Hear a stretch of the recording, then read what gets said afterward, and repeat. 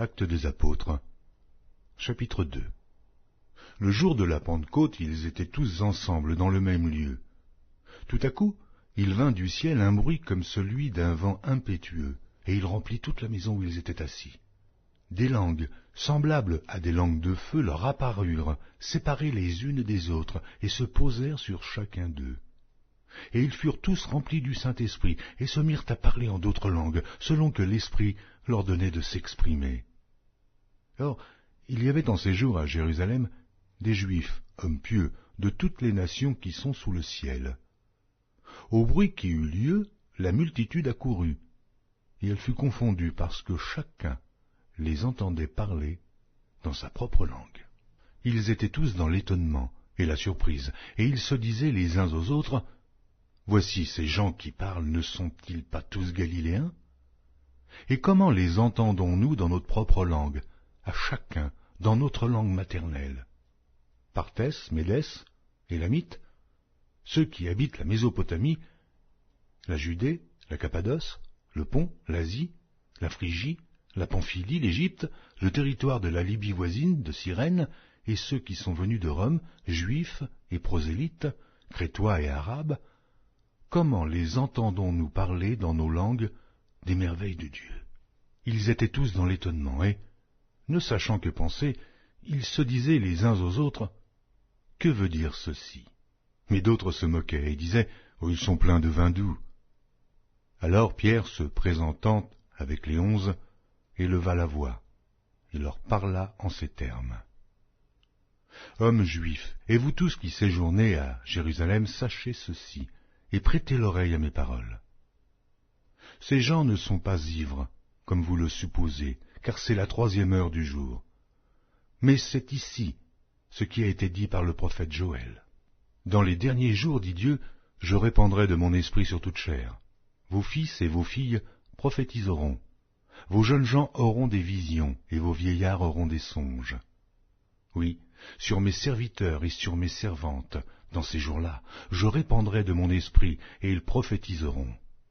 Je ferai paraître des prodiges en haut dans le ciel, et des miracles en bas sur la terre, du sang, du feu, et une vapeur de fumée. Le soleil se changera en ténèbres, et la lune en sang, avant l'arrivée du jour du Seigneur, de ce jour grand et glorieux. Alors, quiconque invoquera le nom du Seigneur sera sauvé. Hommes israélites, écoutez ces paroles. Jésus de Nazareth, cet homme à qui Dieu a rendu témoignage devant vous par les miracles, les prodiges et les signes qu'il a opérés par lui au milieu de vous, comme vous le savez vous-même, cet homme, livré selon le dessein arrêté et selon la prescience de Dieu, vous l'avez crucifié, vous l'avez fait mourir par la main des impies.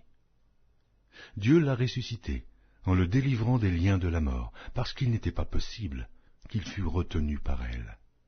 Car David dit de lui, « Je voyais constamment le Seigneur devant moi, parce qu'il est à ma droite, afin que je ne sois point ébranlé. Aussi, mon cœur est dans la joie, et ma langue dans l'allégresse, et même ma chair reposera avec espérance, car tu n'abandonneras pas mon âme dans le séjour des morts, et tu ne permettras pas que ton sein voie la corruption. Tu m'as fait connaître les sentiers de la vie, tu me rempliras de joie par ta présence. » Hommes frères, qu'il me soit permis de vous dire librement au sujet du patriarche David qu'il est mort, qu'il a été enseveli, et que son sépulcre existe encore aujourd'hui parmi nous. Comme il était prophète, et qu'il savait que Dieu lui avait promis avec serment de faire asseoir un de ses descendants sur son trône, c'est la résurrection du Christ qu'il a prévue et annoncée, en disant qu'il ne serait pas abandonné dans le séjour des morts, et que sa chair ne verrait pas la corruption. C'est ce Jésus que Dieu a ressuscité. Nous en sommes tous témoins. Élevé par la droite de Dieu, il a reçu du Père le Saint-Esprit qui avait été promis, et il l'a répandu, comme vous le voyez, et l'entendez. Car David n'est point monté au ciel, mais il dit lui-même, le Seigneur a dit à mon Seigneur, « Assieds-toi à ma droite, jusqu'à ce que je fasse de tes ennemis ton marchepied. » Que toute la maison d'Israël sache donc avec certitude que Dieu a fait Seigneur et Christ, ce Jésus que vous avez crucifié. Après avoir entendu ce discours, ils eurent le cœur vivement touché, et ils dirent à Pierre et aux autres apôtres, « Hommes frères, mais que ferons-nous » Pierre leur dit, « Repentez-vous, et que chacun de vous soit baptisé au nom de Jésus-Christ, pour le pardon de vos péchés, et vous recevrez le don du Saint-Esprit.